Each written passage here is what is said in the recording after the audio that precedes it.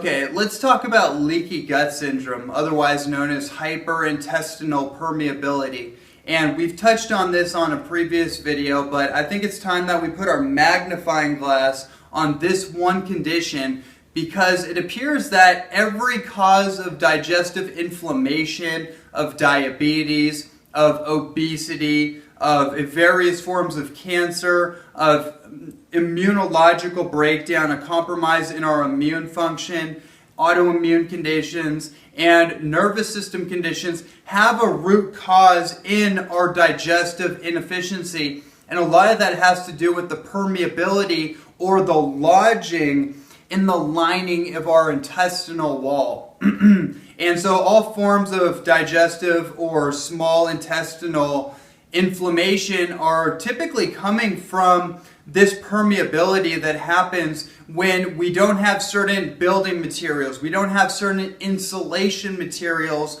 that actually protect the mucosal lining that insulates our gut wall. That's a really important consideration, and there's a number of ways that we can approach this nutritionally, but I want to touch on why leaky gut syndrome is such an important thing for us to really focus on, and it actually creates a pathway to deal with a lot of these other overt surface level conditions. So for example, when there is a leaky gut syndrome, what happens is when we try to digest certain foods, specifically glutinaceous foods, right? That's foods typically associated with wheat, with barley, and with rye. Those are the three food groups that are most glutinaceous, that actually have gluten proteins called gliadin embedded into the fabric of those foods. Now, let's talk about this really quick, this whole gluten thing. Most people think that gluten is the problem, and it's not so much that gluten is the bad guy. Gluten is actually a category of a variety of different proteins that may be difficult for our body to digest or maybe not so difficult. Now, the main glutinaceous protein is called gliadin, and that's what's found in wheat, barley, and rye. And those three foods typically, especially the hybridized wheat products that we have, are extremely difficult for all people to digest. That is the worldwide consensus by all the experts on autoimmune conditions, on celiac, on food allergies and food sensitivities, is that 100% of the population cannot properly digest wheat gluten products. So that's the number one thing, is that we've blown ourselves out on consuming so much of these gliadin, glutinaceous products over our life that we've created a permeability in our intestinal lining, and that's disrupted our entire digestive process. So that's why I go back to this when I look at all these other surface level conditions. I always have to go back to this root cause, because if we deal with that first, then all the other symptoms start to dissipate over time, right? We're going to the foundation of the building to re-insulate and to rebuild the foundation, and then all the exterior circumstances start to actually improve from there. So let's go back to that. When someone is trying to process certain proteins, let's say this gliadin protein from wheat, for example, it has a string, like a beads. It has a string of beads we call amino acids, and they're in such a way that it's very difficult for us to fully digest them. So those beads don't get properly metabolized or properly incinerated, and a clump, a big amino acid clump, actually seeps through the lining of our intestinal wall and goes right into our bloodstream. And this sends off antibodies from our immune system that basically target that protein as a foreign organism, and they coat it with a certain coating, right? And that coating may be similar to your thyroid, and that we would call thyroiditis or Hashimoto's thyroiditis. That's an autoimmune condition. It might go to your wrist or a part of your joint matrix that we call rheumatoid arthritis. that may be celiac disease, which is an autoimmune condition, and certain neurological issues. There may be a protein called myelin, a myelin protein, which has to do with our myelin sheath, which is that little fatty tissue that insulates our nerve fibers. That might get associated by these antibodies, and our immune system actually attacks a part of our body because it reads the code on our myelin. For example, our myelin protein actually reads similar to that foreign protein that got seeped through into our bloodstream, and there's an immunological confusion that basically happens. So how do we deal with this issue that gets carried out over the years? It may not be a big issue when it first happens, but over the years of accumulation of our immune system doing this dance, it starts to break our body down, and it becomes more progressive. It accelerates itself. It becomes more overburdening, and then we have to actually repair the body from the inside out. And so, again, how do we do that? If I were dealing with someone that I believed had a leaky gut syndrome issue, there's a number of modalities that I would approach first. The first thing I would do is put them on a heavy L-Glutamine supplement program. And L-Glutamine is the most prevalent amino acid in our blood. It's very popular in the bodybuilding world because it has anti-catabolic effects, anti-breakdown, muscular tissue breakdown effects in the body. It helps us maintain muscular recovery. But then also what it does is it actually acts like a sealant to our intestinal wall. It actually feeds the cells that actually are a part of our intestinal lining, that are part of the insulation material, and it helps to seal that permeability. So L-Glutamine is the first thing I would start with.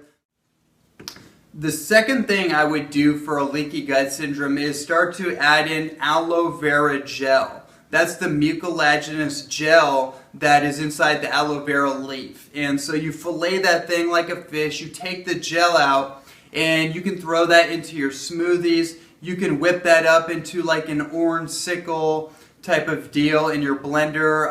You can do it in a variety of ways. But so the aloe vera gel contains those soft healing polysaccharide sugars that are very anti-inflammatory. Remember, when we have a leaky gut syndrome or any kind of digestive infection, it's causing a fire inside our internal ecosystem, right? It's actually causing an inflammatory flush, and we need to put down the fire. We need to do anti-inflammatory therapy. So those polysaccharides are specific for that. And then plus it helps to heal the epithelial cells that actually dictate so much of our internal terrain in the digestive system. And the third thing I would do is actually medicinal mushrooms. This is chaga mushroom, reishi, agaricus blazei, turkey tail, cordyceps mushroom, lion's mane mushroom, that whole complex. And I would do that specifically for the autoimmune modulation. Remember, when there's a leaky gut syndrome, it's actually spiking and stimulating our immune system in directions that we don't want it to go. So when someone has a hyperactive immune system, that's typically because there's a leaky gut root cause and their immune system is way too stimulated and they can't do certain herbs that actually stimulate the immune system. They need to actually modulate the immune system back to normality, back to balance, and that's where the medicinal mushrooms come in. They're highly adaptogenic, which means that they help our body adapt. They help it balance into a normal state of processing. And then also they help to modulate our immune system. So if we have an underactive immune system, they'll help bring it back to normality. If it's too stimulated, they'll bring it back to balance, right? That's a really important aspect of intestinal permeability, is actually addressing the immune system, because if our immune system gets whacked out, it gets spiked up too high, then that's going to perpetuate the issues that we're having. So we want to bring that back down to normal so our immune system actually gets back on track. It gets a handle on the situation. So the fourth thing I'd recommend people to implement into a leaky gut syndrome or any kind of digestive disturbance is the right kind of saturated fat. And the two things I'm thinking about most are coconut oil and clarified, purified Ayurvedic ghee butter. And these two things are really important for the insulation protection of our intestinal lining, right?